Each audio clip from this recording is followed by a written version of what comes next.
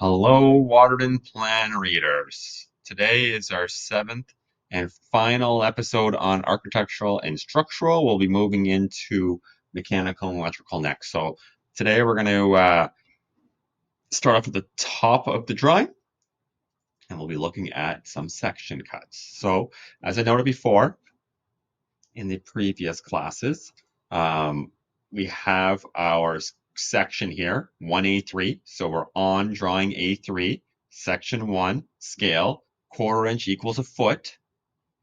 So we know that we have to check that value. So we can check that value right here to make sure that, a quarter inch equals a foot. So 0 to 9'6". So we need to make sure that 9'6" is the correct scale. Once we figure that, we could scale off it. If not, then we can't. We'll have to go off all the other drawings. So on this drawing here, we have basically a lot of information on what's happening. So as previously noted, we have a typical roof assembly. We've got starting from the top, work our way down. Pre-finished metal cladding, 1x4 wood strapping at 24" on center, air weather barrier, half-inch tongue and groove plywood, it's OSB, pre-engineered roof truss system at 24" on center, R71 insulation loose fill. That's a big time insulation on this job. 6 mil poly, half-inch drywall ceiling. So that is right along the underside of the trusses to protect them from fire. And then acoustic ceiling tile. The only reason they're saying acoustic ceiling tile here is because there is acoustic ceiling tile where the cuts through. We have a suspended drywall ceiling at 8'2". I believe on the other drawings it was 8 foot, but we could check that later. And then it notes pre-finished metal fascias, vented soffits, typical, ventilation baffles between every truss. So a ventilation baffle, basically, we have a in between every single truss, you can have a baffle. Basically, most of the time, it's either going to be cardboard or styrofoam. It notes our half-inch anchor bolts again. Sorry about that. And then we have our floors here. So we got our floor section. So we have floor assembly. We have to finish as per owners. So the concrete here again, like we said, nice smooth finish. Since we're going to be putting VCT on it. 4-inch concrete slab, complete with 6x6 by 2x9 welded wire fabric mesh, steel mesh, 10 mil poly, which is not the normal thing, but we're seeing it more often now. 3-inch of rigid insulation, and finally 6 inches of compacted granular underneath the slab.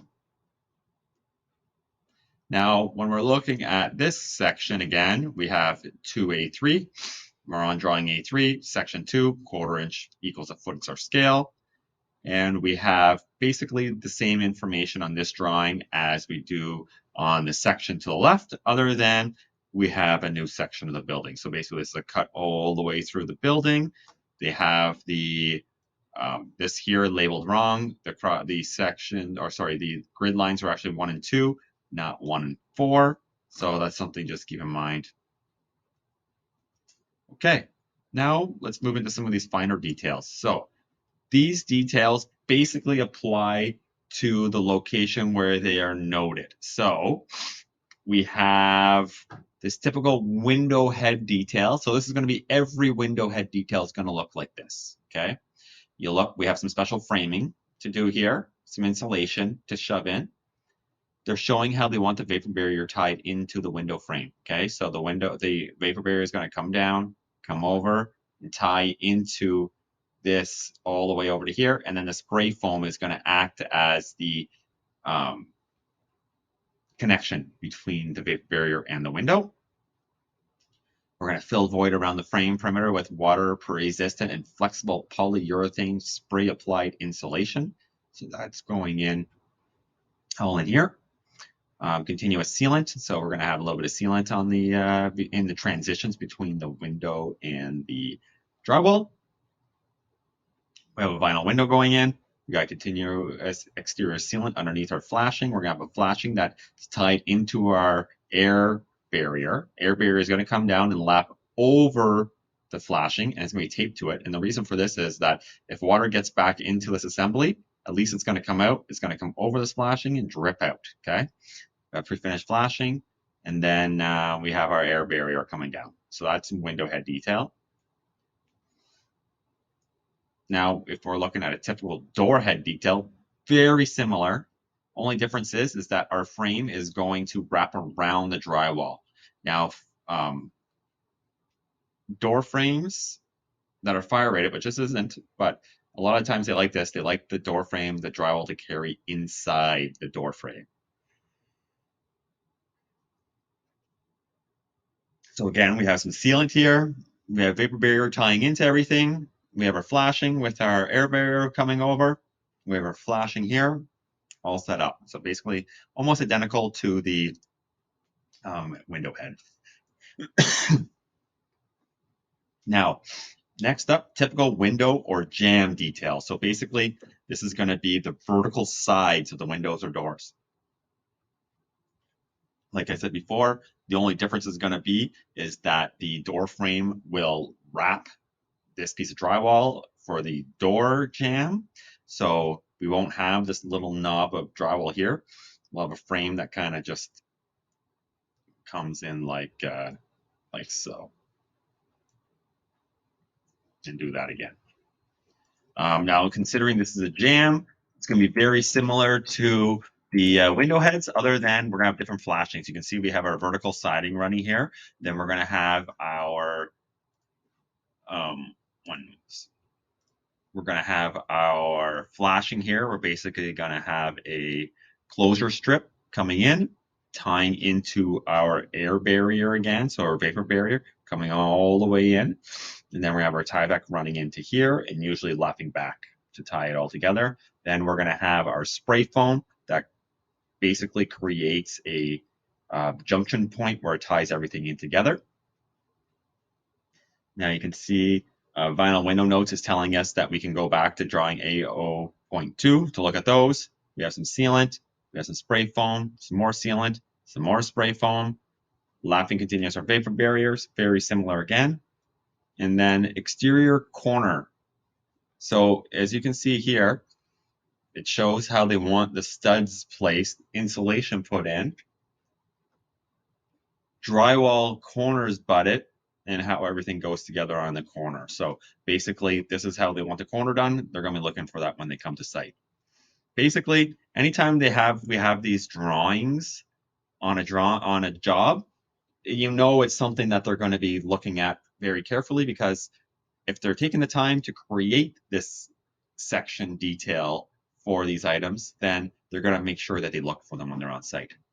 So this here is a window sill, so basically the bottom of the window.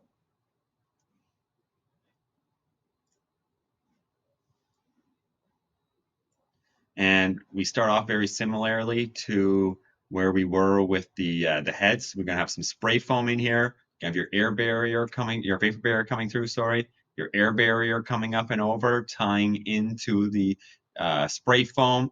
We're going to have our flashings here. This one here is a bit different. It has a cleat. So basically when you go to install your flashing, you have to install the cleat first. Then we're going to shove the flashing over it with this little clip. And then it's going to tie into here with some caulking. We have our air barrier, flashings, metal cleats, vapor barriers, fill void. So again, very similar to the window head and jambs. Now our base of our door threshold is a little bit different. Basically, we have our threshold here. It's showing it. This one here is a thermal break. That's what this little mark is. So it's going to be aluminum, but then it's going to have a chunk of plastic in between so that the cold has less of a chance of driving into the building. They want 2 beads of silicone underneath the, or acoustic sealant underneath the threshold. Reason for this is no water coming into the building from underneath the thresholds, and to make sure that it stays in place and doesn't have rattling and such. Now we have a couple interior junction details.